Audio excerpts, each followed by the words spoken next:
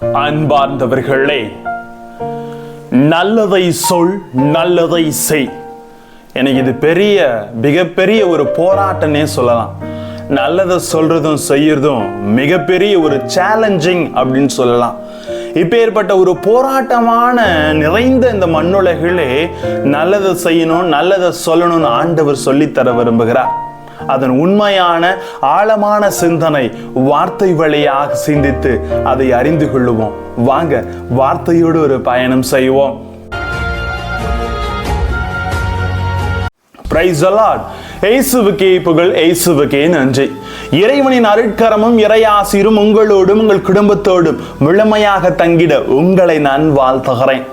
அன்பில் நிலைத்திருப்பவர்களே, குருட்டு வழிகாட்டிகளே, குருடன் வழிகாட்ட முடியுமா அப்படின்னு கேட்டா நிச்சயமாக முடியாது.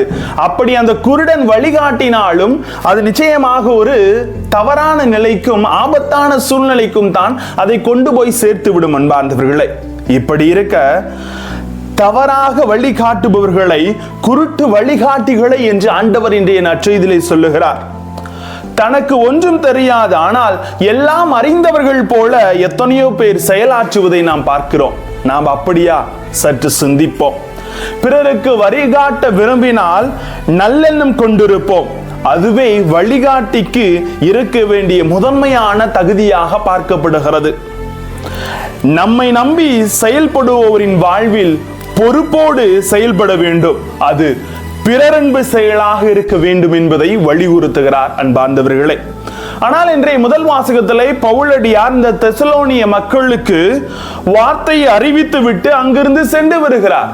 உடனடியாக அங்கு தோன்றிய போலி இறைவாக்கினரின் வார்த்தையை நம்பி அதில் குழப்பத்தோடு நன்மை செய்வதா, தீமை செய்வதா, கடவுளின் வார்த்தையை நம்புவதா, இல்ல அதன்படி நடப்பதா என்று எத்தனையோ குழப்பங்களும் போராட்டங்களும் இந்த இஸ்ரேல் மக்களுக்குள், இந்த தெசலோனியர் மக்களுக்குள் இருந்து கொண்டிருக்கிறது. அன்பார்ந்தவர்களே, பவுலடியார் அழகாக அந்த குழப்பத்திற்கு ஒரு விடை தருகிறார்.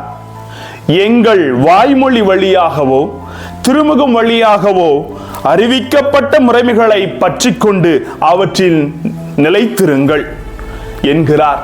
தொடர்ந்து அவர் அவர்களிடம் இயேசு கிறிஸ்துவும் கடவுளும் உங்கள் உள்ளங்களுக்கு ஊக்கமளித்து நல்லதை சொல்லவும் செய்யவும் உங்களை உறுதிப்படுத்துவார்களாக என்று அங்கு அழகாக அவர் சொல்லுகிறார். அன்பார்ந்தவர்களே, நாம் ஒவ்வொருவரும் நன்மையை செய்து நல்லதை சொல்லி நல்லதை செயலாக்கம் செய்யவே அழைக்கப்பட்டிருக்கிறோம். இறைவனின் திருமுழுக்கையும் அருட்சாதனங்களை நாம் பெற்றிருக்கிறோம். இவற்றின் வழியாக நன்மைகளை வித்திட வேண்டும். ஆனால் இயேசு தான் சென்ற இடங்களில் எல்லாம் நல்லதை சொன்னார், நல்லதை செய்து காட்டினார் என்று திருத்துதர் பணி 10:38 அழகாக சொல்லுகிறது. அன்பார்ந்தவர்களே, இப்படி இருக்கையில் கடவுள் பார்வையில் மிகவும் நன்மையாக பார்க்கப்பட்டது என்னவென்றால், நீங்கள் கொசுக்களை வடிகட்டி ஒட்டகங்களை விழுங்குகிறீர்கள் என்று அவர் சாடுவதை பார்க்கிறீர்கள். ஆனால் இதற்கு உண்மையான அர்த்தம், நாம் இந்த 3 பண்புகளின்படி நிலையாக நன்மை செய்து நன்மை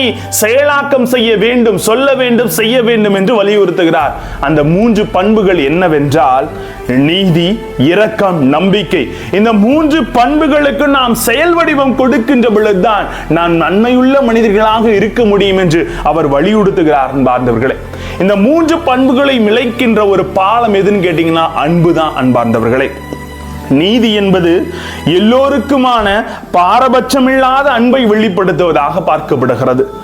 இரக்கம் என்பது மனித பலவீனத்தை ஏற்றுக்கொண்டு மனித குற்றங்களை மன்னித்து அன்பு செய்வதை வெளிப்படுத்துகிறது.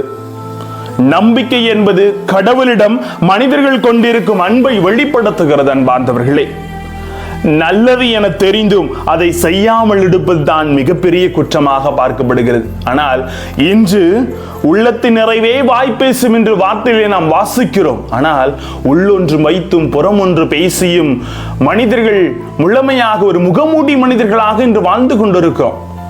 வெளி அளவுல நல்ல மனுஷனா இருப்பான், உள்ளத்தளவுல தீமைகளும் அழுக்களும் ஒளிந்து கொண்டு ஒரு மனிதனை எப்படி வீழ்த்துவது என்று தீய சிந்தனை தான் இருந்து கொண்டிருக்கிறது. இவற்றிலிருந்து நாம் மாறுபட வேண்டும் என்பதுதான் இன்றைய நற்செய்தி வாயிலாக இறைவன் அழைப்பு விடுக்கிறார். கொசு வடிகட்டி ஒட்டகத்தை முழுங்குறோமா? எப்படி பார்த்தீங்கன்னா, நல்லது வேணான்னு அதை வடிகட்டி தூக்கி போட்டுட்டு தீமையான செயல்களை உள்கொண்டு இருக்கிறோமா, அல்லது நீதியையும் இரக்கத்தையும் நம்பிக்கையும் பிறர் வாழ்விலை வித்திட்டு நாம் முழுமையாக உண்மையை சொல்லியும் உண்மைக்கு செயல்படவும் கொடுக்கிற மனிதர்களாக இருக்கின்றோமா? சீராக ஆகமம் 46:10 சொல்லுவது போல, ஆண்டவரை பின்தொடர்வது நல்லது என்பதை இஸ்ரேல் மக்கள் எல்லோரும் இதனால் அறிவர் என்று சொல்லுகிறார். மத்தேயு 5:48 சொல்லுவது போல, உங்கள் விண்ணக தந்தை நிறைவுள்ளவராய் இருப்பது போல நீங்களும் நிறைவுள்ளவராயிருங்கள் என்று வார்த்தை சொல்லுவது போல, நல்லதை சொல்லுவோம், நல்லதை செய்வோம். இப்படி இருந்தால் வாழ்க்கையிலே நிச்சயமாக அமைதியும் அருளும் நிலைத்திருக்கும். குடும்பத்துல என்னைக்காவது நல்லது சொல்லி நல்லது செய்யணும்னு நினைக்கிறோமா? பிறரை பார்த்து பார்த்து பார்த்தே நாம் மழுங்கி போய் விடுகிறோம் அன்பார்ந்தவர்களே. இதிலிருந்து மாறுபட்டு வார்த்தைக்கு செவி கொடுப்போம். நல்லதை செய், நல்லதை சொல், வாழ்க்கை ஆசீர்வாதமாக இருக்கும். ஜெபிப்போமா? அன்பு இறைவா, நீர் எங்கள் வாழ்வில் அருளையும் ஆசிரியம் கொடுத்தது போல உமது வார்த்தைக்கு நீதியும் இரக்கமும் நம்பிக்கையும் கொண்டு நாங்கள் வாழ்ந்திட நல்லதை சொல்லி நல்லதை செய்து எங்கள் வாழ்வில் ஆசீர்வாதங்களாக இருக்க எங்களோடு தங்கும் ஆண்டவரே. Praise the Lord.